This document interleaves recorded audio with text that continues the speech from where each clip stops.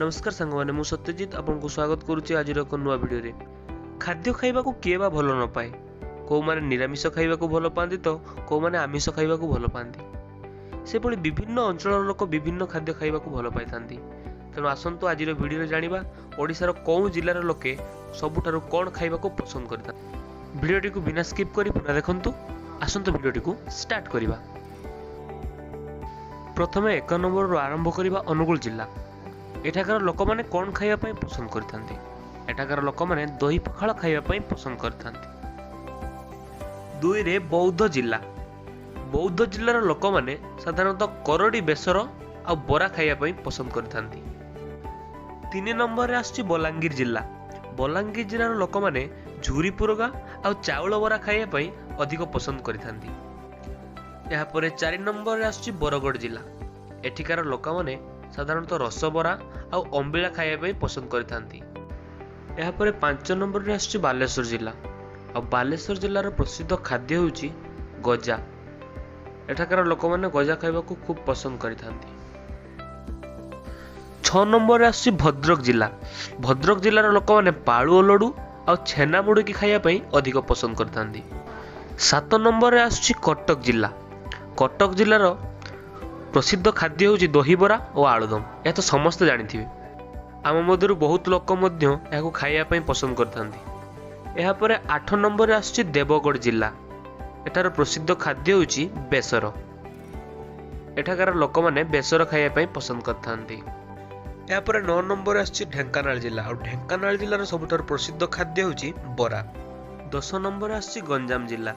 गंजाम जिल्लार प्रसिद्ध खाद्य होउची आचार और पांपड़।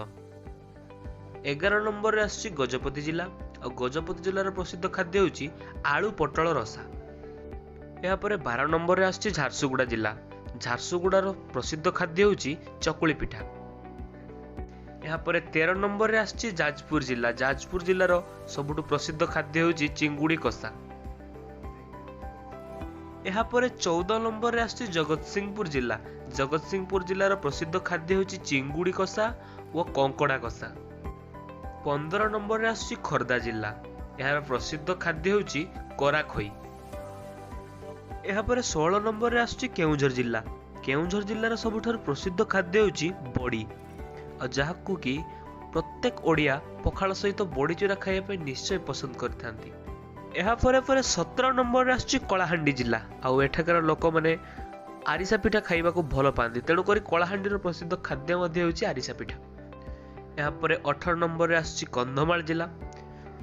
कंधमाल जिल्लार प्रसिद्ध खाद्य होउची झोरा अटकली। यहाँ पर 19 नंबर रे कोरापुट जिल्ला। कोरापुट जिल्लार सबुठार प्रसिद्ध खाद्य होउची करडी भजा। यहाँ पर 20 नंबर रे आछि केन्द्रापड़ा जिल्ला। और केन्द्रापड़ा जिल्लार सबुठार प्रसिद्ध खाद्य होउची रसाबली। याकू तो समस्त निश्चय जानिथिबे। यहाँ पर 21 नंबर रे आछि मालकानगिरी जिल्ला। और मालकानगिरी जिल्लार सबुठार प्रसिद्ध खाद्य होउची सुखुआ। एठाकार लोक माने सुखुआ खाइबा को बहुत पसंद करथांती। यहाँ पर 22 नंबर रे आछि मयूरभंज जिल्ला।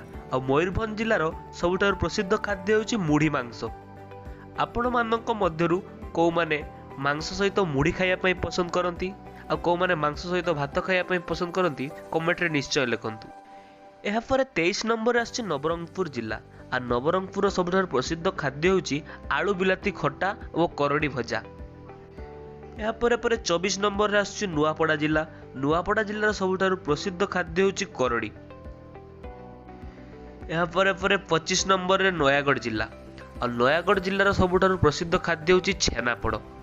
छेनापोड़ तो आम मानक मध्यरु बहुत लोक खाइबा पई पसंद करंती। काहेकि ना छेनापोड़ एक एमिति जिनिस जहाँकि प्राय तो मीठा को पसंद करुवा लोक मानक मन को निश्चय पसंद आसते। यहाँ पर 26 नंबर रे आछि पुरी जिल्ला।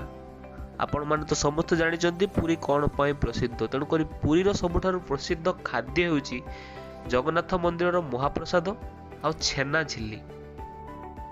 यहाँ पर 27 नंबर रे आछि रायगड़ा जिल्ला। रायगड़ा जिल्लार सबुठार प्रसिद्ध खाद्य होउची छतु राई।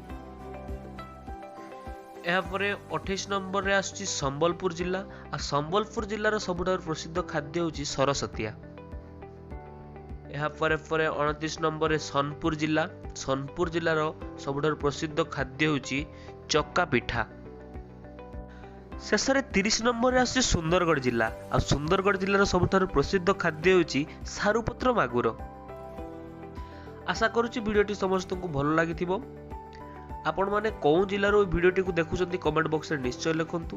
ଆଉ ଆପଣମାନଙ୍କର ସବୁଠାରୁ ପ୍ରିୟ ଖାଦ୍ୟ କ'ଣ ମଧ୍ୟ ଲେଖିବା ପାଇଁ ଭୁଲିବେ ନାହିଁ। ଚ୍ୟାନେଲଟିକୁ ଲାଇକ୍, ସେୟାର ଆଣ୍ଡ ସବସ୍କ୍ରାଇବ୍ କରନ୍ତୁ। ଭିଡ଼ିଓଟିକୁ ପୁରା ଦେଖିଥିବାରୁ ଧନ୍ୟବାଦ।